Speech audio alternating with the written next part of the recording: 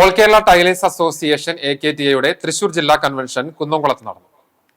തയ്യൽ തൊഴിലാളി ക്ഷേമനിധി ബോർഡിന്റെ പ്രവർത്തനങ്ങൾ കാര്യക്ഷമമാക്കണമെന്നും തൊഴിലാളികളുടെ മക്കൾക്കുള്ള വിദ്യാഭ്യാസ കിറ്റുകൾ ഉടൻ വിതരണം ചെയ്യണമെന്നും കുന്നംകുളം ടൗൺ ഹാളിൽ PP പാപ്പച്ചൻ നഗറിൽ നടന്ന സമ്മേളനം പ്രമേയം വഴി സർക്കാരിനോട് ആവശ്യപ്പെട്ടു. AKTA സംസ്ഥാന ട്രഷറർ AS കുട്ടപ്പൻ ഉദ്ഘാടനം ചെയ്തു. ക്ഷേമനിധിയിൽ നിന്ന് നൽകാനുള്ള പ്രസവാനുകൂല്യ കുടിശ്ശിക ഉടൻ തീർപ്പാക്കുക, 15,000 രൂപ ഒറ്റത്തവണ സഹായമായി അനുവദിക്കുക തുടങ്ങിയ ആവശ്യങ്ങളും കൺവെൻഷനിൽ പാസാക്കിയ പ്രമേയത്തിലൂടെ സംഘടന ഉന്നയിച്ചു. ജില്ലാ പ്രസിഡന്റ് ജോസ് തേറാട്ടിൽ അധ്യക്ഷത വഹിച്ചു. ജില്ലാ സെക്രട്ടറി MK പ്രകാശൻ പ്രവർത്തന റിപ്പോർട്ടും ട്രഷറർ PM പുഷ്പകുമാരി വരവ് ചെലവ് കണക്കുകളും അവതരിപ്പിച്ചു.